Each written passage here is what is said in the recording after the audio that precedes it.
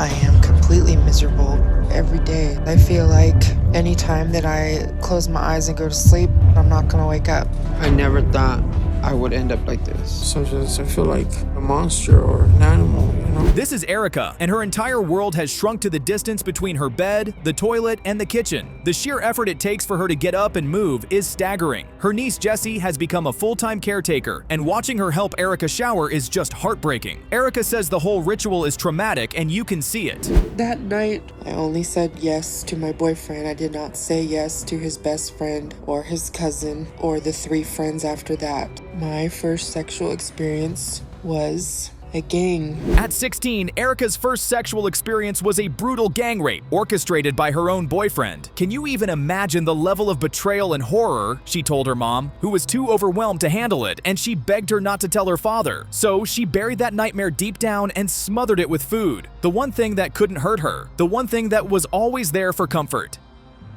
I can't understand how she lives this way. Erica is mentally ill. Her apartment is disgusting. Something is seriously wrong with her. What is going on with all that food? Just when you think things can't get any worse, her sister Molly shows up. Erica asks for help to get to Dr. Now in Houston. And what does Molly do? She walks in, expresses disgust at the food, points out how swollen Erica's leg is, and then completely shuts her down. She says she can't leave her family to help Erica move. She treats Erica like an embarrassing inconvenience. How is she supposed to fight for her life when her own family won't even help her get to the battlefield? According to her medical history, she already had weight loss surgery when she was 16 and it failed because she still ate whatever she wanted and blew the staple out. Dr. Now enters. He looks at Erica, who has a history of a failed weight loss surgery, and tells her point blank that her food addiction is a choice and that her claims of it being out of control are just that. He acknowledges that she was too young for her first surgery, but points out that as an adult, she's still making the same destructive choices. He gives her the only ultimatum that matters: get a handle on her eating habits, or no surgery is going to save her. But I discovered I can do food delivery, and I've been ordering whatever I want. But my sister found out and told Dr. Now about it, and he wasn't happy. So he's sending a nutritionist to meet with me today and help me understand what I should be eating better. So, Erica gets home from the hospital, and what's the first thing she does after her niece clears out all the junk food? She discovers food delivery. This is the addiction in action. The moment one obstacle is put in her way, she immediately finds a workaround to keep feeding the monster. Her sister finds out, Dr. Now finds out, and now a nutritionist is being sent in. She's clinging to the very thing that's killing her, proving that just getting a diet plan from a doctor is never enough. This is not your shame to carry, you realize. How do you feel right now after telling me that story? That happened to you, Eric, and it was not your fault. Something happened in your past that made you so uncomfortable, you're like, I am never getting uncomfortable again. This therapy session is the moment everything cracks wide open. At first, Erica is resistant, saying she doesn't like being uncomfortable, but the therapist, who has had weight loss surgery herself, pushes back. She gets Erica to finally voice the trauma she's been burying for decades: the rape. You can see the pain and the guilt she's carried all this time. It's a genuine, raw, and necessary release. She's finally letting the poison out so she can start to heal. When she gets the surgery. All right, Miss Wall, it's time to go, ma'am. So I'm sending her home to show me that she can keep making progress on her own, and if she does, I'll schedule her first surgery. After Erica develops a serious leg infection, Dr. Now uses her hospital stay to push her further. When he finally discharges her, he gives her a dose of pure reality. He tells her that if she has surgery and refuses to get up and move, she could develop a blood clot and die. He's not suggesting it, he's stating it as a fact. This is the strategic tough love she needs. He's forcing her to confront the immediate, lethal consequences of her immobility. The choice is simple: get active or risk everything. I'm so happy and proud of myself. I can't believe this is finally happening. As the surgery date gets close, I'm getting more nervous, and I've considered backing out. I don't know if I want to do this, and I've been calling my family and leaving them messages to call me. And there it is, the moment of victory. After months of struggle, setbacks, and emotional breakthroughs, Erica is standing in Dr. Now's office weighing 521 pounds. She didn't just meet his goal, she crushed it. The look of pride on her face is incredible. Dr. Now tells her he studied the damage from her old surgery and has figured out a way to give her a mini gastric bypass. He's officially approving her for surgery. She earned this. Didn't want you to be alone. I really thought I was going to be. No, you're not. Well, I'm gonna go back to work. Okay, thank you for calling me and letting me know the good news. Look at this. A year ago, this woman couldn't leave her bed without a massive, painful ordeal. Now she's at the zoo with her family, walking around, smiling, and pointing at pythons. This is what it's all for. The post-surgery glow is real. She says she's learned she's stronger than she ever knew, and you can see it in her eyes. She has so much hope now, and it's a complete transformation. From a self-made prison to a world of possibility, this is the kind of success story that makes all the agony worthwhile. She feels like her life is a living hell, and she don't want to live in that bed. I have to have somebody turn you over and change you. I hate it.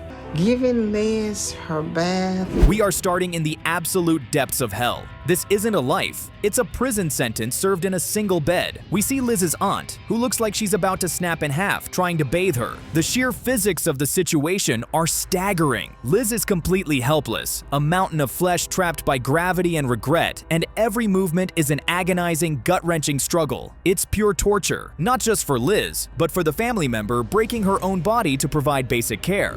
I feel helpless every time I walk in the room and try to do something for her. When she's really so depressed and so sad. So I just encourage her and help her. And the only way she's encouraged is with food. Let's talk about the enablers. Her aunt openly admits that the only way to make Liz happy is with food. She compares the amount Liz eats to what could feed her entire family. Do you understand the delusion here? It's like trying to cheer up a drowning person by handing them a bucket of water. This isn't love. It's a codependent dance of death. They are literally serving her final meal on a platter every single day because dealing with her sadness is harder than dealing with her slow, agonizing demise. But that changed when I was 6 because I was molested by someone that my family knew. I remember being so alone and scared because I didn't know what to do or who I could tell. So I just felt ashamed. The curtain gets pulled back and we see Liz's childhood soaked in chaos. First, the horror of being molested, a secret that planted a seed of shame so deep it's a wonder she survived at all. Then, her father, her hero, gets devoured by addiction and the family unit just shatters. You can literally connect the dots from these traumatic events straight to the refrigerator. Food wasn't just food, it became her only friend, her only comfort, the only thing that didn't abandon her. You know, there's no way you're living to your 40s like this. So you realize how bad your body is and how close to death you are. And that's why you're here, right? Yes, sir. So what are you doing about it? Dr. Nowzaradan enters. He immediately swats away her excuses about lymphedema and inactivity. He tells her point blank that her youth is the only reason she's still breathing. Then he turns his laser focus on the aunt and asks, who is bringing her the food? He doesn't just diagnose the patient, he diagnoses the entire toxic family system. He forces them to confront the fact that they are all participants in this deadly spiral. This is the wake-up call they desperately need. That just tastes good sometimes. But that doesn't mean I'm just giving in all the time right now. But pizza is one of my favorite foods.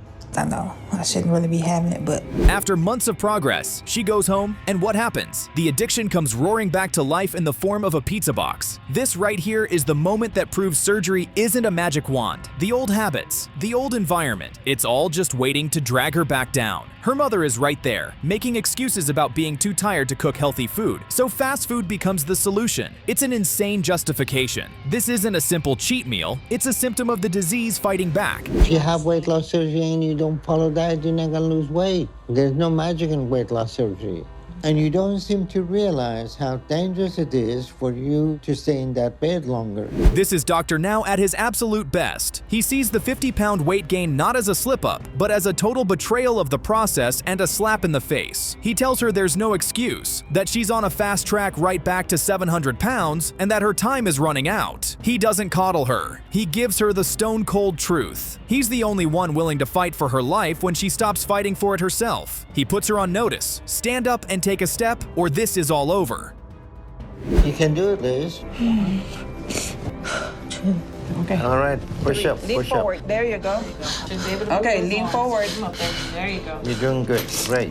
This is it. This is the turning point where you see the fight finally ignite in her eyes. After all the setbacks, she pushes through. With Dr. Now watching, she stands, and then she takes a step. It might be the smallest step in human history, but emotionally, it's an earthquake. This is the physical manifestation of her decision to live. You can see the agony on her face, but she does it anyway. She earns that weight loss loss surgery in this exact moment, a reward for a victory she just snatched from the jaws of defeat. Keep talking about that situation, then it puts me in a state of depression. And my father passed in 2015. That's a subject that I don't like to talk about. I wasn't even able to go to his funeral. This therapy session is where the real, ugly, necessary work begins. For the first time, Liz is being forced to confront the ghosts she's been burying under layers of fat for decades. Talking about her father's death and the shame of not being able to attend his funeral is like lancing a wound that has been festering for years. She's finally learning that you can't eat your feelings forever. Eventually, they demand to be heard. This is more important than any diet. This is her starting to heal from the inside out. Keep coming up, keep coming up. How tall can you get, Liz? How tall can you get, Liz? All right, now let's go left to right. Left to right. Keep that head up, Liz. Keep that head up, Liz. Keep that head up. Keep coming, keep coming, keep coming, keep coming. And here is the payoff. At home, with her brand new walker and her mother watching, she does it again. She gets her nose over her toes, pushes up, and takes a clean, definitive step. Look at the joy on her mother's face. It's pure, unadulterated triumph. This is what the whole grueling journey has been about. It's about reclaiming a life that was all but over. The woman who was trapped in a bed, being bathed by her aunt, is now standing on her own 2 feet. Because I'm in pain all day. My back hurts, my butt hurts, my legs hurt. It's just the weight itself. I feel like it's deteriorating my body. But I push myself to get up. We open on the daily horror show. Michael can't even get out of bed without a multi-person assist. His body a prison of pain from the moment he wakes up. His daughter has to wrap his lymphedema-ridden leg in a literal trash bag just so he can shower, a task he can only perform sitting down. This isn't living, it's an agonizing, slow-motion decay. He feels like a monster, an animal, not a human being. You have to ask, how did it get this bad? And I have to make sure that Michael gets what he wants to eat when he wants to eat it, or else he'll get very angry. He really gets mad about his food. Like, there's people that are drunks and they're angry drunks. Let's talk about the enabler-in-chief, his wife Ronnie. She openly admits that Michael is an angry food addict, a man who throws fits if he doesn't get the exact unhealthy garbage he craves. And what does she do? She feeds the beast. She knows it's killing him. She watches him eat his life away, but she keeps cooking to avoid an argument. This isn't love. This is just managing a crisis. She's essentially a bartender for a raging alcoholic, serving up poison just to keep the peace for another few hours. Because my dad was strict and everything had to be a certain way or he would be mad. He had rules for everything, including food. Michael's childhood was soaked in fear, ruled by a strict, angry father who policed everything, including food. He learned early on that showing any emotion was a sign of weakness, a lesson that would poison his entire adult life. He bottled it all up and used food as the only acceptable comfort, the only thing that made him feel good. When his dad went to jail, the floodgates opened. It's a classic story. A kid who was never allowed to feel anything found the one thing he could control, and it ended up controlling him. And he has a flawed idea of this whole process and what's going to take. So we have to correct that perception with him, or we won't be able to help him in any significant way. Enter Dr. Now, the only person in the room speaking the language of reality. Michael walks in thinking surgery is some magic fix, and Dr. Now shuts that fantasy down immediately. He tells him straight up that his body is so wrecked he might not even survive the operation. He lays out the truth with surgical precision. You're 32 years old and you won't make it to 40. The goal isn't a procedure, it's a complete rewiring of his broken brain. Lose 50 pounds in 1 month. I thought I made more progress, so I feel a little discouraged right now. And I'm worried the doctor is gonna think I can't do this and tell me he's not gonna help me. Hi. You all good? We're doing good. So, the first big test arrives, and what happens? A spectacular failure. Dr. Now demanded a 50-pound loss, a clear sign of commitment. Michael delivers a pathetic 16 pounds. You can see the disappointment radiating off Dr. Now. He calls him out, explaining that at his size, such a tiny loss means he's barely even trying. Michael is still trying to fool himself, and worse, trying to fool the doctor. He hasn't grasped the reality of his situation at all, and now, the stakes are even higher.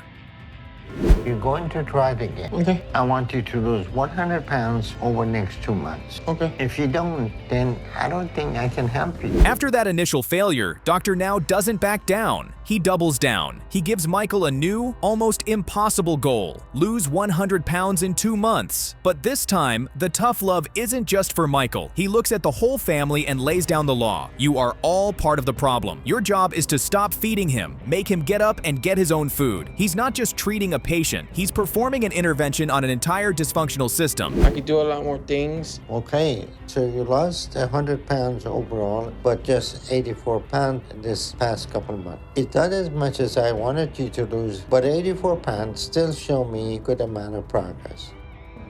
And he actually did it. Well, mostly. He didn't hit the 100-pound goal in 2 months, but he lost 84 pounds, bringing his total weight loss to a solid 100. It's enough. Dr. Now sees the progress and gives him the green light for weight loss surgery. You can just feel the relief wash over the room. He was on his last chance, stared into the abyss, and finally decided to fight back against his demons. He has earned his ticket to the next stage of this battle. It's just messed up because I don't like to be yelled at. You know, his anger issues have gotten really bad to where the kids and I were just kind of like, we just can't think for ourselves. We can't make decisions for ourselves. This therapy session is where the real breakthrough happens. It's not about Michael, it's about his wife Ronnie finally breaking down. Through tears, she describes how awful and soul-crushing it is to be constantly yelled at, to feel like she can't even think for herself. For the first time, Michael is forced to sit there and witness the raw pain his anger causes, a direct reflection of the pain he suffered as a child. This isn't a tantrum or manipulation. This is the emotional dam breaking, and it might just be the thing that saves them both from drowning in his rage.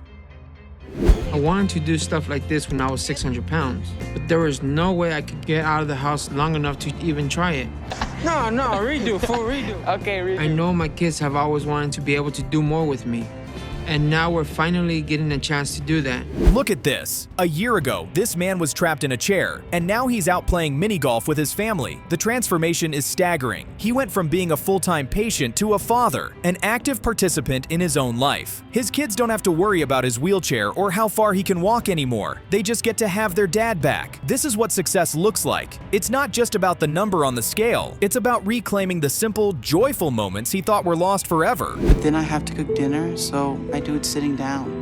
I'm gonna cook some fish for supper. Shay's just always hurting. His hips hurt, his legs hurt, his feet hurt. He hurts so bad, poor baby.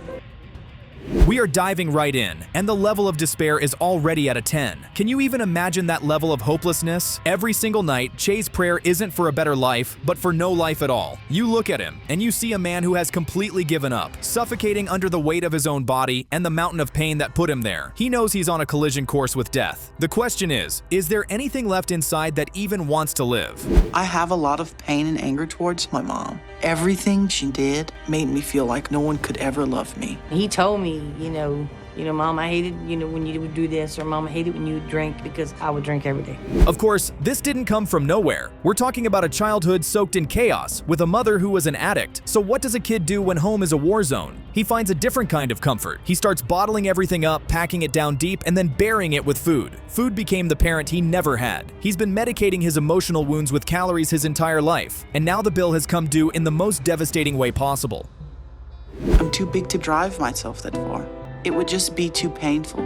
So I called my aunt and uncle and see if they could take me, but they aren't able to. I was surprised my mom said she would. I usually can't rely on her at all. The plot just thickened into a concrete milkshake. Che has been living a lie, a performance, his entire life. The secret he's been carrying is that he identifies as a woman. You guys, imagine the psychological torment of being trapped not only in a 600-pound body, but also in the wrong gender. The emotional eating suddenly makes a terrifying amount of sense. It was never just about a bad childhood. It was about trying to eat away a fundamental truth about himself. It's when things don't work and you get discouraged, it's like you just kind of give up.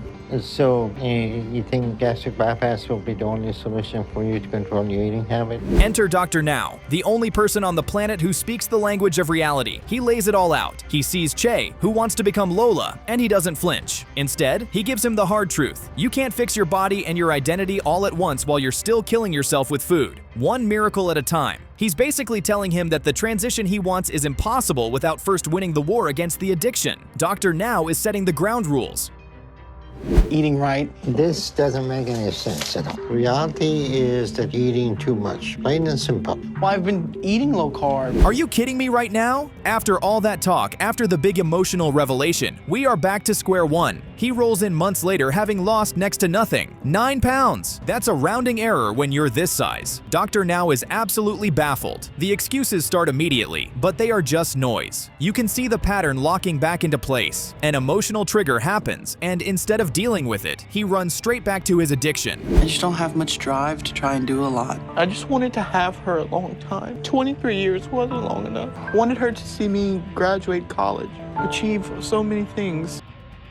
This is it, the moment of pure, unfiltered catharsis. He's not just talking about it anymore, he's doing it. He walks out, fully presenting as the woman he's always been inside, Lola. Look at the shock on their faces. This isn't a tentative confession, it's a full-blown declaration. She's asking them to see her, to use her new name, her correct pronouns. This is the emotional dam breaking after a lifetime of pressure. She's finally letting the truth out, no matter the consequences. What a powerful, terrifying, and absolutely necessary moment. I'm so proud of myself. Hello. Hi there. How y'all doing? Good, how are you? All right, I see you did great with your weight loss. And here comes the final dose of Dr. Now's tough love. He is done with the excuses. He looks Lola dead in the eye and tells her that life will always have problems. Losing someone is hard, and transitioning is harder, but none of it is an excuse to eat yourself back to 600 pounds. He tells her that her choices are the only things that matter now. He's stripping away every last victim mentality crutch she has and forcing her to stand on her own 2 feet. He's essentially saying, you want this life? Then fight for it. He's using stress and emotion as an excuse to eat. Everyone has these things in their life. You have to learn to deal with them in a healthy way. YES. This is the victory we have been waiting for. Look at that number on the scale. She did it. She finally broke the 400-pound barrier. The look of pure, unadulterated joy on her face says it all. After all the stalls, the excuses, and the emotional turmoil, she finally buckled down and did the work. And Dr. Now's reaction is priceless. He sees the results, he hears her new name, and he gives her the ultimate reward, approval for skin surgery. This is it. It's been a tough couple of days. My mom hasn't come to visit me. I know that I can't always count on her, but she's still my mom. It's made me realize that I still haven't dealt with all the pain and the hurt I have from her. Just look at this. This is the ultimate payoff. From a bedbound man praying to die to a confident woman singing her heart out on stage. Are you seeing this transformation? Lola is absolutely glowing. She's owning the stage, telling her story and enchanting the entire room. She took Dr. Now's challenge to heart and built a new life from the ashes of her old one. This is what success looks like. What an incredible, inspiring end to a journey that started in absolute darkness.